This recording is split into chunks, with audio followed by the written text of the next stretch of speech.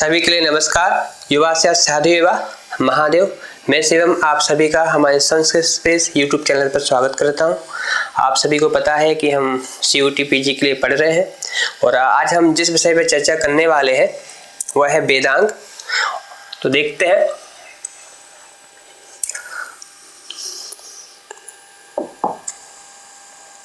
आज हम किन किन बिंदुओं पे, पाठ्य बिंदु हमारे कौन कौन से, सबसे पहले ये देखते हैं। तो सबसे पहले तो हम वेदांग का आज परिचय देखेंगे। क्या देखेंगे? वेदांग का परिचय, ठीक है। उसके बाद दूसरे नंबर पे हम 6 जो अंग है वो क्रम से देखेंगे। शिक्षा, व्याकरण, छंद, निरुक्त, ज्योतिष, कल्प, इनको हम आज अच्छे से विस्तार पूर्वक पढ़ेंगे, ठीक है।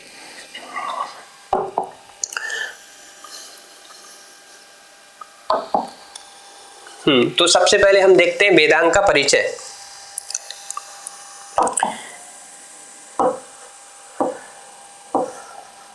तो वेदांग, सबसे पहले ये देखते हैं कि वेदांग कहते किसको है। वेदांग कहते किसको है? सबसे पहले हम समझना पड़ेगा वेद को। तो वेद तो आप जानते हैं, ठीक है।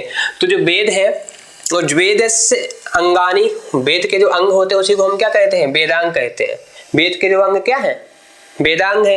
वही लिख रहे हैं कि अंग का अर्थ क्या होता है। तो अंग बोल रहे हैं कि अंग्यन्ते ज्ञायन्ते एवेति अंगानि, जिसके द्वारा क्या हो, जिसके द्वारा किसी का क्या हो, वस्तु के स्वरूप का बोध हो, ज्ञान हो, उसको क्या कहते हैं? अंग कहते हैं। जैसे बोल रहे हैं कि अंग का अर्थ है वे उपकारक तत्व जिनसे वस्तु के स्वरूप का बोध होता है, उसको हम क्या कहते हैं? अंग कहते हैं। क्योंकि वेद है, वेद के क्या है? उपकारक तत्व है, क्योंकि अंगों के द्वारा ही वेद का सम्यक्तया क्या हो पाता है? ज्ञान हो पाता है। फिर बोल रहे हैं कि वेदों के गूढ़ एवं वास्तविक अर्थों को जानने के लिए जिन सहायक तत्वों की आवश्यकता होती है उन्हें हम क्या कहते हैं? वेदांग कहते हैं। उन्हें हम वेदांग कहते हैं। और कह रहे हैं कि आरंभ में क्या थे? वेदांग एक स्वतंत्र विषय नहीं था। वेदांग स्वतंत्र विषय न होकर वेदाध्ययन के लिए विशिष्ट उपयोगी साधन मात्र थे, ठीक है। लेकिन वर्तमान में, बाद में क्या स्वतंत्र विषयों के रूप में विकसित हो गए। आज हम इनको स्वतंत्र विषयों के रूप में पढ़ते हैं। इसके आगे बता रहे हैं कि वेदांगों के पढ़यन का उद्देश्य क्या था, वेदांगों का क्यों पढ़यन किया गया। तो सबसे पहले बता रहे हैं शिक्षा। शिक्षा क्यों? तो शिक्षा का उद्देश्य है कि शब्दों का शुद्ध उच्चारण किस प्रकार किया जाए, इसके लिए शिक्षा ग्रंथों की सृष्टि हुई। क्योंकि हमारी जो संहिताएं हैं, संहिताओं में जो भी हमारे मंत्र हैं उनका शब्द, उनके जो शब्द, उनका उच्चारण किस प्रकार से किया जाए, सम्यक्तया उच्चारण के लिए क्या हुई? वेदांगों में से पहला जो शिक्षा है उसकी रचना हुई। उसके बाद दूसरे नंबर पे आपका प्रातिशाख्य। ये व्याकरण के क्या है? पूर्व रूप है प्रातिशाख्य। कह रहे हैं कि शब्दों का व्युत्पत्ति लव्य अर्थ क्या है तथा उदात्त आदि स्वर क्या है, इनके ज्ञान के लिए व्याकरण और प्रातिशाख्य ग्रंथों की क्या हुई? रचना हुई। ये दूसरे नंबर का क्या हो गया? आपका वेदांग हुआ। तीसरे नंबर पे आता है छंद। छंद को बोल रहे हैं कि वेदों में गायत्री, अनुष्टुप, त्रिष्टुप, जगति आदि छंद है। उनकी रचना एवं उच्चारण आदि के लिए क्या हुआ? छंद शास्त्र का पढ़यन किया गया। इसके आगे है आपका निरुक्त। क्या है? निरुक्त। तो निरुक्त किस लिए? कह रहे हैं कि निरुक्त शब्द बने कैसे हैं और उनका मूल अर्थ क्या है और पारिभाषिक अर्थ क्या है। क्योंकि जो व्युत्पत्ति परक जो अर्थ है, एक तो वो अर्थ होता है, मूल अर्थ होता है, और उसका पारिभाषिक अर्थ क्या है, इसके ज्ञान के लिए एक स्वतंत्र निरुक्त शास्त्र या निर्वचन शास्त्र बना। इसको हम पढ़ेंगे आगे अच्छे से। उसके आगे है ज्योतिष। बोल रहे हैं कि यज्ञ कब किया जाए। देखो क्या है, हमारे जो आर्य थे, वैदिक आर्य थे, उनके लिए प्राप्तव्य साध्य क्या था? स्वर्गादि थे। और स्वर्गादि के साधन के रूप में कौन थे? यज्ञ थे। यज्ञादि जो यज्ञादि है, तो यज्ञादि कब किए जाते हैं? उस समय से सापेक्ष होते हैं। 10 पूर्णमास करना है तो कब अमावस्या पड़ रही है, ठीक है, कब पूर्णिमा पड़ रही है, तो इत्यादि यज्ञ कब किया जाए, शुभ मुहूर्त कब है, पूर्णिमा आदि दिन कब पड़ रहे हैं, इसके ज्ञान के लिए ज्योतिष शास्त्र बना, ठीक है। उसके बाद आता है कल्प। क्या आ रहा है? कल्प। कल्प को बता रहे हैं कि प्रत्येक यज्ञ की आद्योपांत क्या विधि होगी। जो यज्ञ है उनकी आरंभ से लेकर के अंत तक पूरी विधि क्या है, ठीक है। बड़े और छोटे यज्ञों के लिए क्या आवश्यक वस्तुएं चाहिए, यज्ञ में कौन से मंत्र पढ़े जाएं, ठीक है, और मंत्रों के पाठ के लिए कितने ऋत्विक, मतलब जो पंडित, यज्ञ की वेदी कैसी हो, किस आकार की कितनी बड़ी होनी चाहिए इत्यादि का सूक्ष्मता से निर्देशन के लिए कल्पित ग्रंथों को क्या किया गया, पठन किया गया, ठीक है। तो ये हुए हमारे क्या वेदांग, उन्हीं के आप क्रम से बता रहे हैं। कह रहे हैं कि वेदांग कितने हैं, तो वेदांग 6 है जो अभी आपने देखे। सबसे पहले कौन है, शिक्षा है, क्या है, शिक्षा। दूसरा क्या है, व्याकरण है, छंद है, निरुक्त है, ज्योतिष है, कल्प है। इसके बारे में श्लोक है यहाँ पे कि शिक्षा व्याकरणम छंदो निरुक्तम ज्योतिषम तथा कल्पश्चेति षडंगानि वेदस्याहुर मनीषिणः, यही क्या है 6 वेदांग है। तो वेदांग बोल रहे हैं कि सामान्यतया सूत्र शैली में लिखे गए हैं, संक्षिप्त शैली में, और वैदिक कर्मकांड मंत्रों का विनियोग एवं यज्ञ विधि आदि के नियम बोले बहुत विस्तृत और व्यापक थे, इसलिए अतः संक्षेप में स्मरण कराने के लिए सूत्र शैली को अपनाया गया, ठीक है, संक्षिप्त शैली को। और जैसे बोले पाणिनि शिक्षा में इन 6 वेदांगों का वेद पुरुष के 6 अंगों के रूप में वर्णन है। जैसे छंद क्या है, वेद पुरुष का पाद है, और कल्प क्या है, उसके वेद पुरुष के हस्त है, ज्योतिष वेद पुरुष का नेत्र है, निरुक्त इसके क्या है, स्रोत है, और शिक्षा इस घ्राण है, और उसके बाद व्याकरण इसका क्या है, मुख है।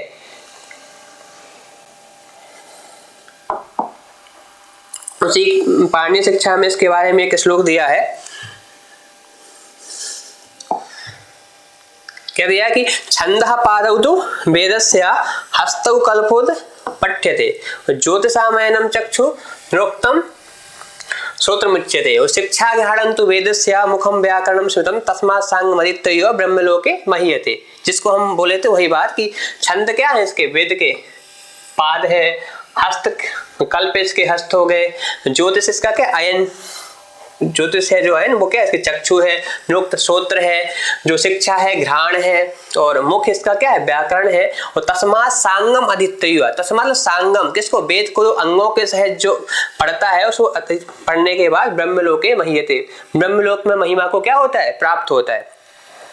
और अब बता रहे हैं कि सर्वप्रथम वेदांग का उल्लेख कहाँ मिलता है, तो सर्वप्रथम वेदांग का उल्लेख बोल रहे हैं कि मुंडकोपनिषद में अपरा विद्या के अंतर्गत 4 वेदों के नाम के रूप में, नाम के बाद में हुआ है। देखो 2 प्रकार की विद्या होती है, एक तो पराविद्या होती है, अपरा विद्या होती है। पराविद्या क्या होती है कि एनाक्षरम अधिगम्यते, कि जिसके द्वारा उस ब्रह्म को जाना जाए उसको क्या कहते हैं, पराविद्या कहते हैं। ब्रह्म विद्या ही क्या है, पराविद्या है। अपरा विद्या में क्या है, तो अपरा विद्या में है ऋग्वेद, यजुर्वेद, सामवेद और अथर्ववेद, ये तो वेद हो गए। और उसी में मुंडकोपनिषद में ही सबसे पहले शिक्षा, कल्प, व्याकरण, निरुक्त, छंद, ज्योतिष इसका क्या मिलता है, उल्लेख मिलता है मुंडकोपनिषद में। ये CUT-PG में एक बार प्रश्न पूछा गया था कि इनका क्रम बताओ, तो वहां पे जिस क्रम को माना गया था तो वही यही वाला क्रम है। आपसे पूछा जाए तो क्रम क्या है, सबसे पहले शिक्षा, कल्प, व्याकरण, निरुक्त, छंद, ज्योतिष, इस वाले क्रम को अच्छे से याद कर लिए, क्योंकि यदि क्रम वाले क्वेश्चन आएंगे तो इसी वाले क्रम को CUT में पिछली बार माना गया था, ठीक है। इसके आगे चलते हैं।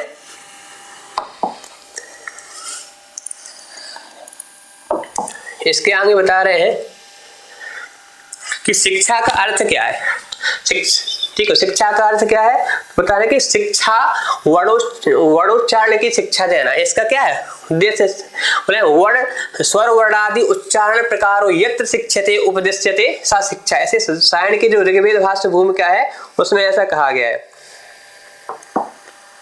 ठीक है। और बोल रहे हैं कि वर्ण स्वर मात्रा बलम साम संताना इत्युक्ता शिक्षाध्याया, कि ये शिक्षा के क्या है, अंग है। कौन कौन, पहले वर्ण, स्वर, मात्रा, फिर बल, साम, संतान, ये सब सबसे ये कहाँ पंक्ति आई है, ये आई है तैत्तिरीय उपनिषद में। तैत्तिरीय उपनिषद में जो शिक्षा है उसके 6 अंग बताए गए हैं, वही है वर्ण, स्वर, मात्रा, बलम, साम, संतान। इनको क्रम से अभी देखेंगे आगे। शिक्षा के उद्देश्य बता रहे हैं कि शिक्षा का उद्देश्य क्या है, वर्ण उच्चारण की शिक्षा देना, वर्णों को उच्चारण कैसे करना है इसकी शिक्षा देना, ठीक है। वर्णों के उच्चारण स्थान ज्ञात करना कि किस वर्ण का कौन सा उच्चारण स्थान है, अकुशनियनम कंठ इत्यादि, ठीक है। प्रयत्न तथा प्रयत्नों का विभाजन, ठीक है, जो आभ्यंतर प्रयत्न बाह्य प्रयत्न इत्यादि हैं उनका क्या विभाजन बताना, वर्णों की उत्पत्ति कैसे होती है इसको बताना, ठीक है। आत्मविद्या समित तीर्थान जो पाणिनि शिक्षा में आपने पढ़ा होगा। स्वर व्यंजनों की संख्या इत्यादि कि स्वर कितने हैं, व्यंजन कितने हैं इत्यादि सब क्या है, शिक्षा के उद्देश्य है, शिक्षा ग्रंथों के उद्देश्य है। बता रहे हैं कि वेद में कितने वर्ण माने गए हैं। तो जो वेद है, वेद में कितने गए हैं, पाणिनि शिक्षा में कहा है 33 चतुष्षष्टि वा वर्णाः शंभु मते मताः। तो वेद में कितने वर्ण माने गए हैं, 63 या 64, लेकिन कितने हैं कैसे, तो वेद में वर्ण कितने हैं, वर्ण है 52, ठीक है।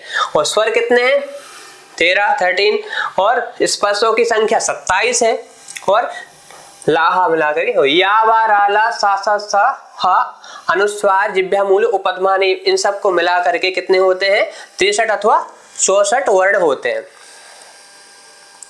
उसके आगे चलते हैं, इसके अंग है शिक्षा के अंग जो है उनको क्रम से बता रहे हैं। सबसे पहले बोला कि वर्ण, वर्ण कितने हैं तो आपने अभी पढ़ा कितने 63 अथवा 64 क्या है वर्ण होते हैं। और स्वर कितने हैं तो स्वर भी आपको पता है 3 है स्वर है, कौन कौन, उदात्त अनुदात्त और स्वरित है। उदात्त अनुदात्त और स्वरित ही क्या है 3 स्वर है। मात्रा कितनी है, मात्रा भी 3 है, ठीक है। ह्रस्व दीर्घ प्लुत आपको याद होगा, एक मात्रो हेत ह्रस्व द्विमात्रो दीर्घ उच्यते त्रिमात्रो प्लुतो गेयो व्यंजनम चार मात्रकम। एक मात्र क्या होता है, ह्रस्व होता है, द्विमात्रक दीर्घ होता है, त्रिमात्रक प्लुत होता है। व्यंजन है वो क्या होता है, आधी मात्रा का होता है। और बल क्या है, बल किसको कहते हैं तो प्रयत्न एवं उच्चारण स्थान को ही क्या करते हैं, बल कहते हैं। प्रयत्न एवं उच्चारण स्थान जो है उसी का नाम क्या है, बल है। और साम क्या है, संविधि पूर्वक सुस्पष्ट उच्चारण करना, अच्छी प्रकार से सम्यक्तया शब्दों का अक्षरों का उच्चारण करना ही क्या कहलाता है, साम कहलाता है। और संतान किसको कहते हैं, संतान कहते हैं संधि को, ठीक है। इसके आगे क्या है, इसके आगे है पाठक के गुण।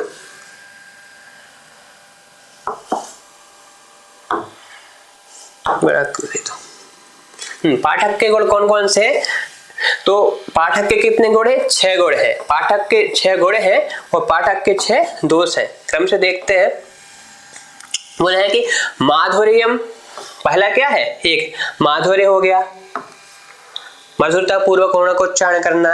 अक्षर व्यक्ति सुस्पष्ट उच्चारण करना, ठीक है। अक्षरों का उच्चारण कर रहे हैं वो क्या स्पष्ट होना चाहिए अभिव्यक्ति उसकी। पदच्छेदस्तु पदों का विच्छेद करके उच्चारण करना, ये क्या हो गया 30 नंबर का।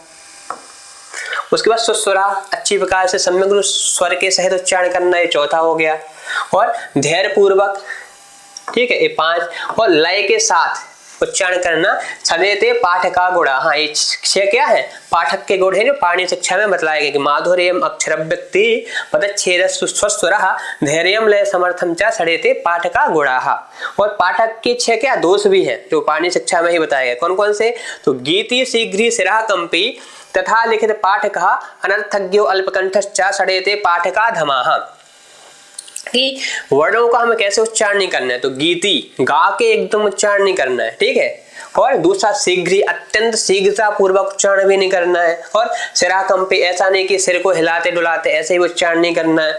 लिखित पाठका जो खुद से लिखा हुआ है अथवा जो लिखा है बिल्कुल वैसे उच्चारण भी नहीं करना है, ठीक है, उसमें गलतियां रह जाती हैं। अनर्थज्ञ, ठीक है, बिना अर्थ को जाने भी नहीं उच्चारण करना है। और अल्पकंठश्च और आधा अधूरा, आधा कंठ में है आधा बाहर आ रहा है ऐसे भी नहीं करना। ये पाठक के 6 क्या है दोष है।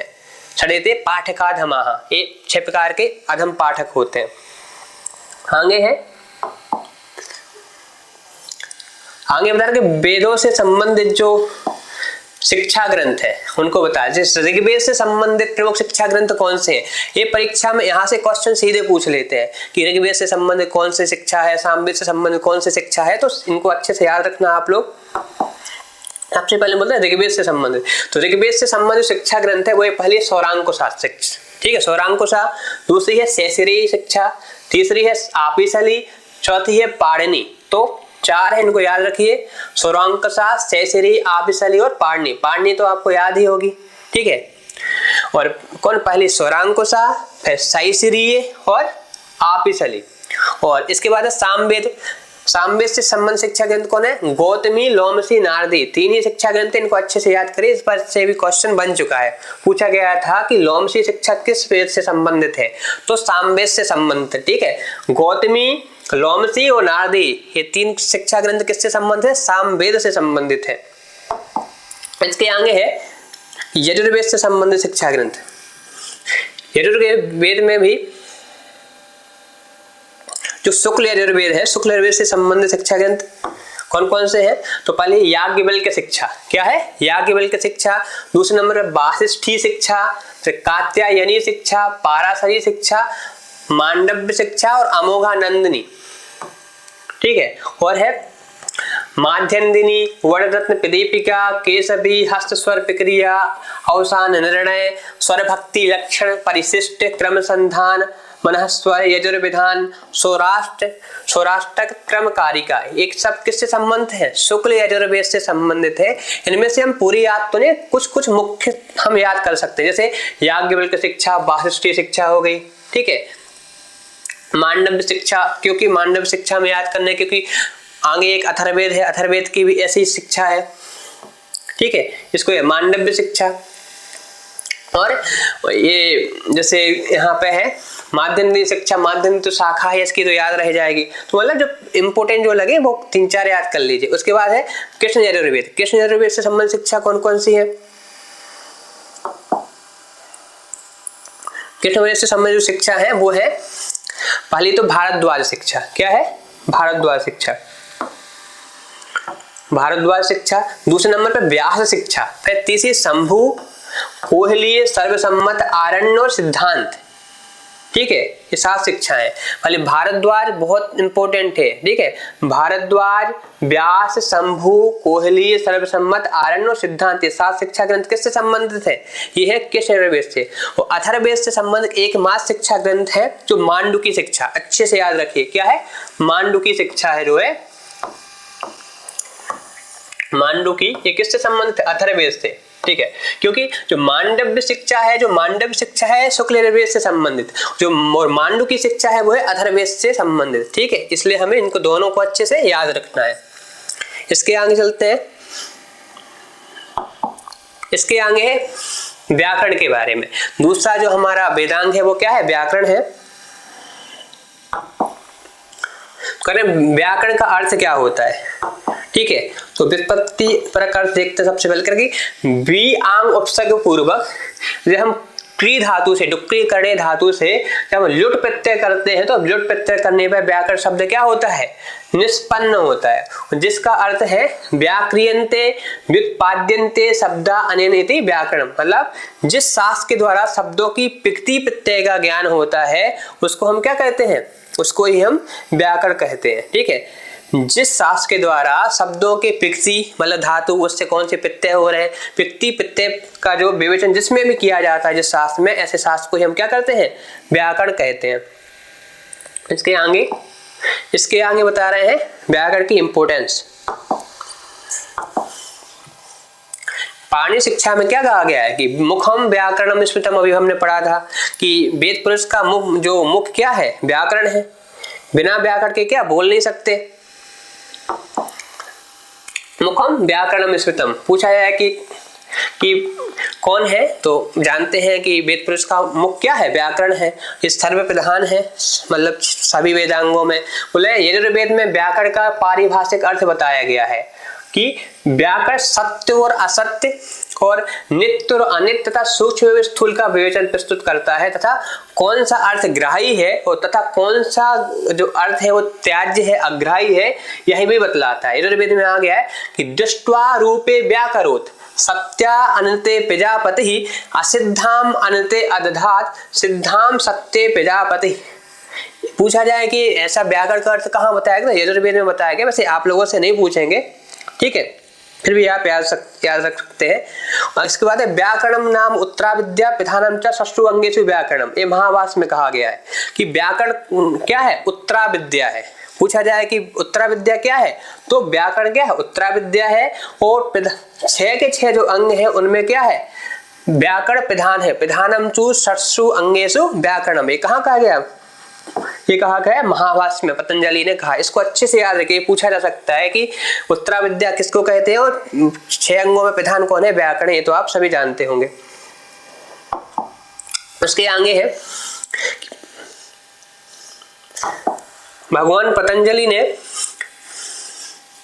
महाभाष्य में एक ऋग्वेद का एक मंत्र व्याकरण परक अर्थ उसका किया है। ऋग्वेद के एक मंत्र का व्याकरण परक अर्थ किया है। उसको बता रहे हैं कि चत्वारि श्रृंगा त्रयो अस्य पादा द्वे शीर्षे सप्तहस्तासु अस्या त्रिधा बद्धो बिखवो रोरवीति महोदेवो मर्त्या आविवेश।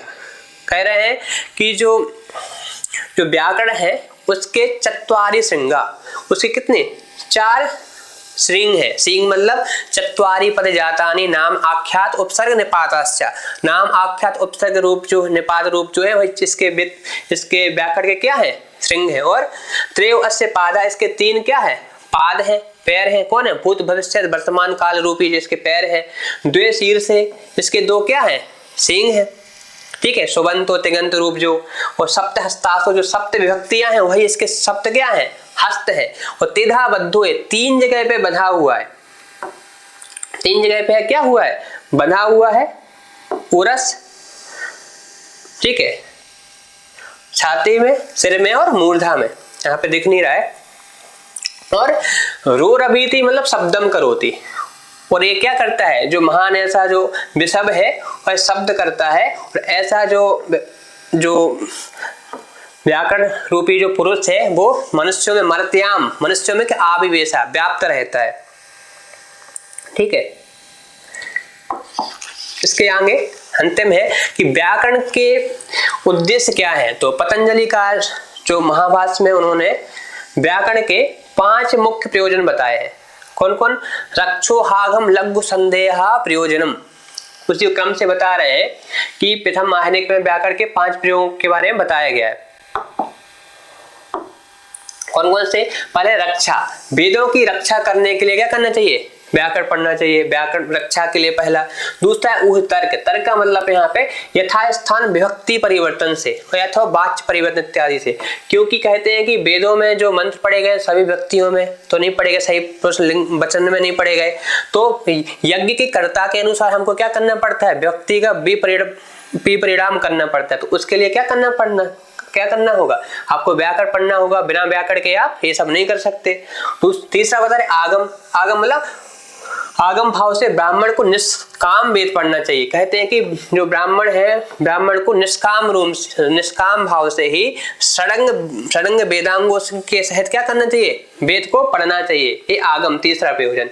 चौथा है लघुरतम चाध्ययम व्याकरणम, कि इतना महान जो व्याकरण शास्त्र है उसके सभी शब्दों का ज्ञान तो हमें मतलब एकदम लघु से सरलता नहीं हो सकता। ठीक है, उसलिए क्या है, आपको व्याकरण ही पढ़ना पड़ेगा। व्याकरण के माध्यम से ही ऐसा क्या हो सकता है, ज्ञान हो सकता है। ठीक, कहते हैं इसके बारे में प्रसंग है कि जो बृहस्पति है, बृहस्पति ने 10,000 दिव्य वर्षों तक इंद्र के लिए व्याकरण मतलब इंद्र के लिए प्रतिपद पाठ कराया, शब्दों का उच्चारण करके बताया कि ये शब्द साधु हैं और ये शब्द असाधु है। लेकिन फिर भी वो शब्द क्या संपूर्ण नहीं हुए।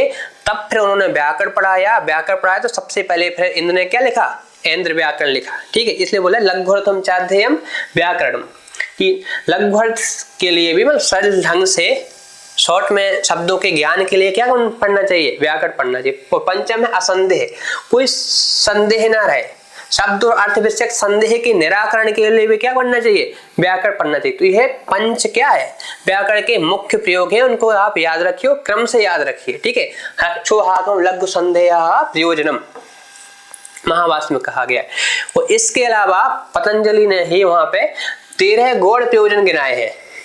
व्याकरण के 13 गौड़ प्रयोजन गिनाए हैं, उतना भी जरूरी नहीं है। ठीक है, लेकिन आप इनको 5 को याद रखिए। व्याकरण के मुख्यतः कितने विभाग हैं? 2 विभाग हैं। एक तो वैदिक व्याकरण होता है, दूसरा लौकिक व्याकरण होता है। तो लेकिन वैदिक व्याकरण है, वैदिक व्याकरण में क्या आते हैं? प्रातिशाख्य ग्रंथ आते हैं। क्या आते हैं? प्रातिशाख्य ग्रंथ। प्रातिशाख्य किसको कहते हैं? बोले प्रतिशाखम भवम प्रातिशाख्यम, कि प्रत्येक शाखा का पहले क्या होता था? प्रत्येक शाखा के ज्ञान के लिए एक प्रातिशाख्य हुआ करता था, अथवा प्रत्येक शाखा का अथवा 2 या 3 शाखाओं का एक सामूहिक प्रातिशाख्य हुआ करता था। ठीक है, तो व्याकरण के क्या जो मतलब वैदिक जो व्याकरण है, वैदिक व्याकरण को ही हम क्या कहते हैं? प्रातिशाख्य कहते हैं। इतना समझिए अभी। ठीक है, लौकिक व्याकरण तो आप जान ही रहे। उसके बाद है ऋक् प्रातिशाख्य। सबसे पहला जो ऋग्वेद से संबंध रखने वाला जो प्रातिशाख्य है वो क्या है? ऋक् प्रातिशाख्य। और इसके जो रचयिता है, इसके रचयिता कौन है ऋक् प्रातिशाख्य के? वह है शौनक। और इसमें कितने अध्याय हैं? तो 3 अध्याय हैं और 18 पटल है। 3 अध्याय और 18 पटल है। और महत्वपूर्ण प्रातिशाख्य ग्रंथ है, उनकी वेदों से जो संबंधता है इसको हम अभी आगे देखते हैं। सबसे पहले तो यही बता दे रहे हैं कि जो ऋक् प्रातिशाख्य है, ऋक् प्रातिशाख्य में वर्णित कौन कौन से विषय हैं। तो आपकी ये परीक्षा से संबंध नहीं रखते हैं, इससे नहीं पूछा जाएगा। आपको यदि पढ़ना है तो पीपीटी तो भेज देंगे, तो उससे आप पढ़ सकते हैं। उसके आगे है ऋक् प्रातिशाख्य के जो व्याख्याकार कौन कौन से है।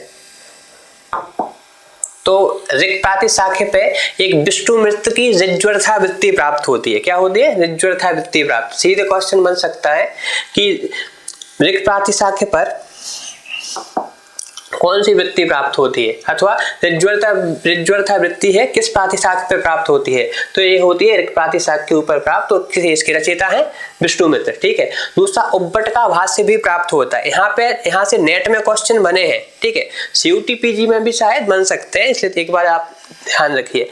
उसके बाद है वाजस्नेयी प्रातिशाख्य। वाजस्नेयी प्रातिशाख्य के रचयिता कौन है? कात्यायन है। इसमें 8 अध्याय है।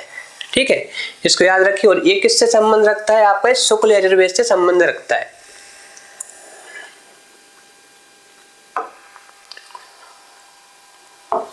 उसके आगे है वाजस्नेयी प्रातिशाख्य पर प्राप्त जो व्याख्या है वो कौन कौन सी है? तो एक तो है उब्बटका मातृमोद भाष्य है। क्या है? उब्बटका मातृमोद नामक भाष्य है। ठीक है, दूसरा है अनंत भट्ट का एक पदार्थ विकास है। ठीक है, उसके बाद आचार्य श्री राम की ज्योत्सनावृत्ति है।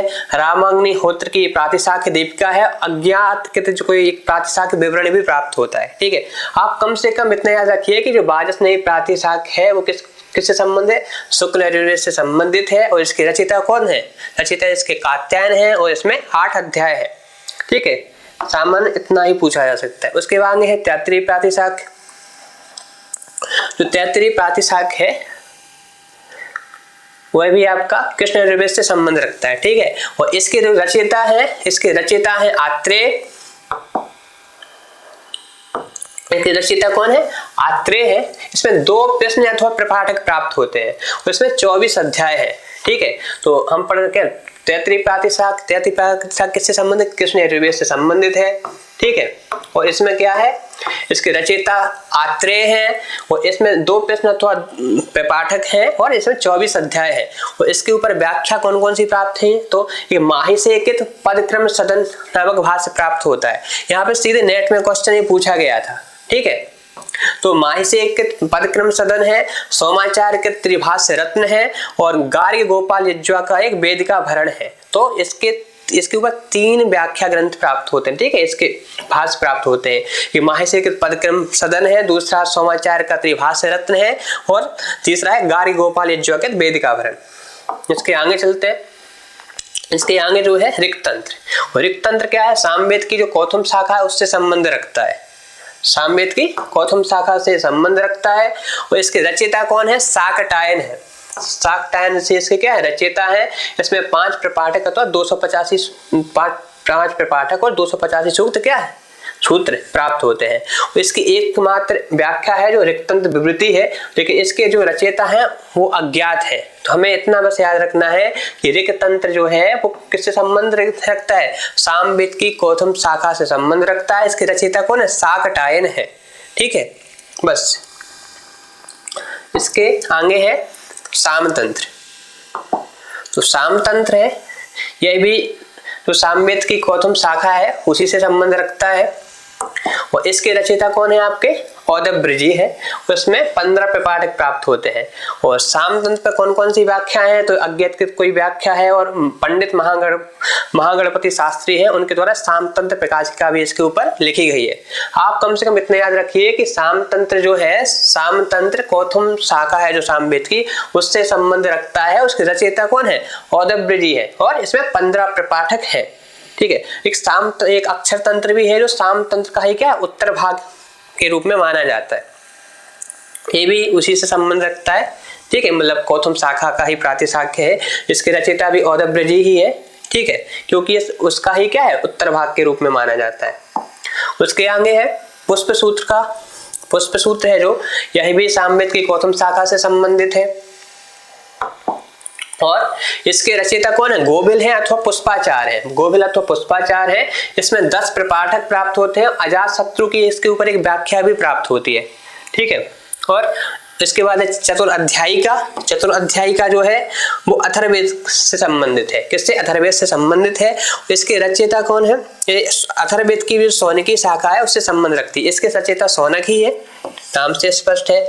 और इसमें अध्याय 4 है, सूत्रों की संख्या 434 है। और इस पर क्या किया, हिविटनी है जो उन्होंने आगे व्याख्या लिखी है, अंग्रेजी में इसके ऊपर एक व्याख्या लिखी है। उसके बाद एक अथर्ववेद प्रातिशाख्य भी है, इसमें 3 प्रपाठक और 420 सूत्र प्राप्त होते हैं। ठीक है, तो ये हुई हमारी बात अभी प्रातिशाख्य के बारे में। इसके आगे आता है कि आपका छंद। छंद के बारे में देखते हैं। सबसे पहले छंद कहते किसको है, तो वो कह रहे हैं कि जो छंद शब्द है वो है ढकना अर्थ में जो धातु है। ठीक है, शब्द आच्छादन है, उससे छंद जो आच्छादन जो धातु है उससे क्या है, छंद शब्द निष्पन्न होता है।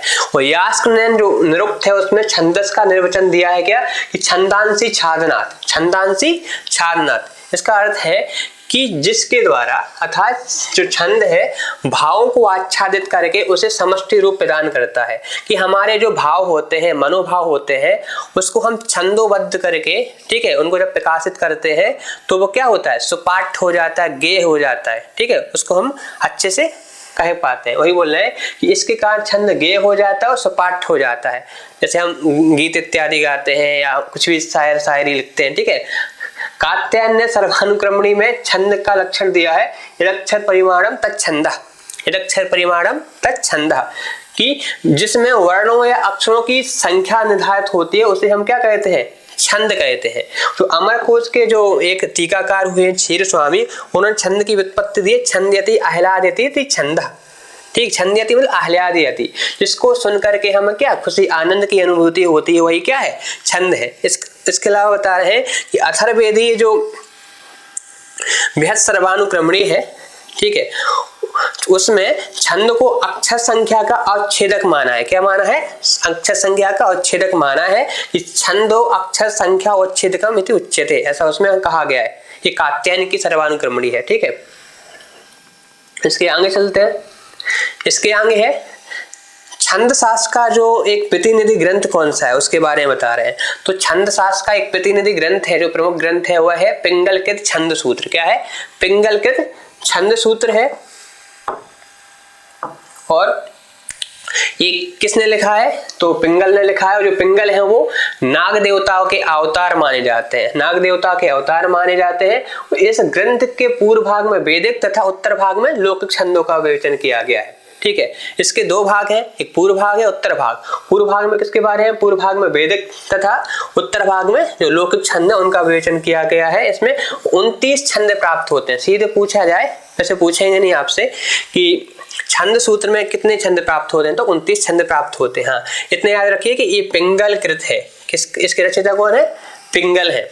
ठीक है, और इसमें लौकिक और वैदिक दोनों प्रकार के छंदों के बारे में बताया गया है। उसके आगे चलते हैं। उसके आगे है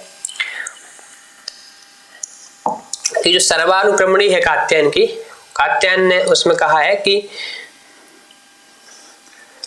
कात्यायन के अनुसार जो व्यक्ति ऋषि, देवता और छंदों को जाने बिना वेदाध्ययन करता है अथवा पढ़ाता है तो वह पाप का भाजन होता है। क्या होता है? पाप का भाजन, पापी होता है। कहा है कि यो हवा अवेदित आशय छंदो दैवत ब्राह्मणेन मंत्रेण याजयति वा अध्यापयति वा स्थाणु मूर्छति गर्ते वा पात्यते वा पापीयान भवति। ऐसा सर्वानुक्रमणी में उन्होंने कहा है कात्यायन ने। ठीक है, और बताया कि जब छंद कितने प्रकार के होते हैं, तो छंद दो प्रकार के होते हैं।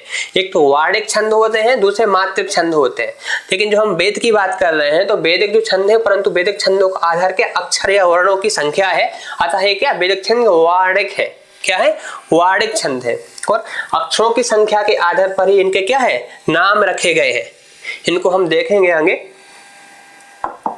इसके आगे बता रहे हैं छंद सूत्र पर जो प्राप्त जो टीकाकार है कौन कौन से हैं। तो एक छंद सूत्र पर एक व्याख्या प्राप्त होती है, वो है मृत संजीवनी। मृत संजीवनी है वो हलायुध की, किसकी?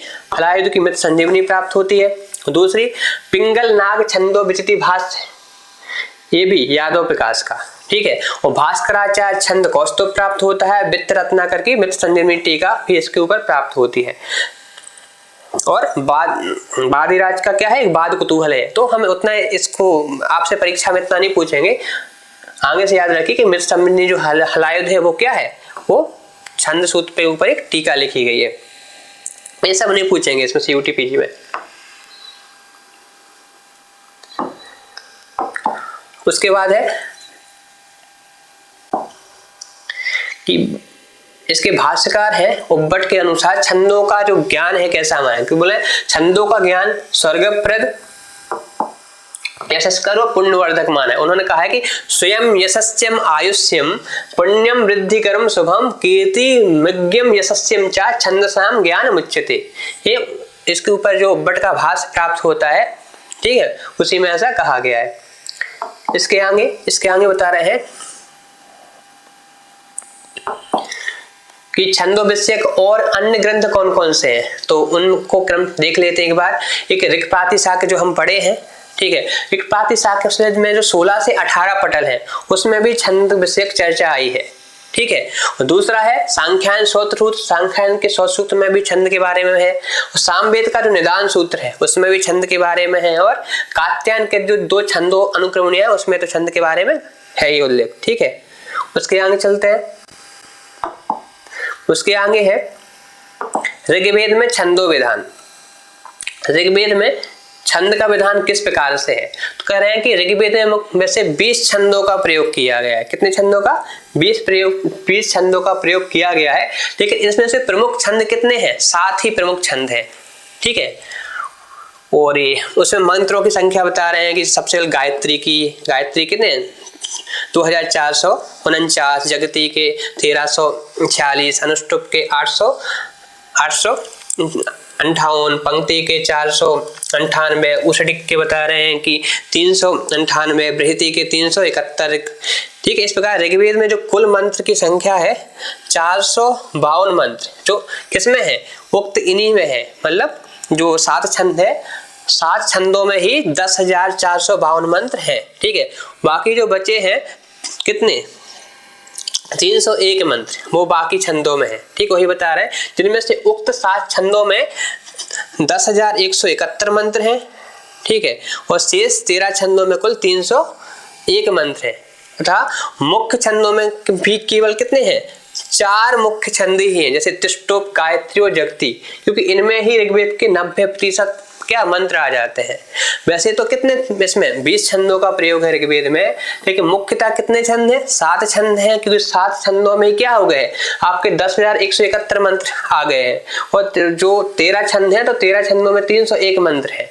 इनमें से भी 4 प्रमुख छंद हैं, वो कौन कौन से हैं? वो है तिष्टुप, गायत्री, जगती और अनुष्टुप। ठीक है, जहां तक हुआ वो अगला जो वीडियो है उसमें हम आगे से देखेंगे, क्योंकि इसमें 15 से ज्यादा पीपीटी नहीं आ रहा है। ठीक है।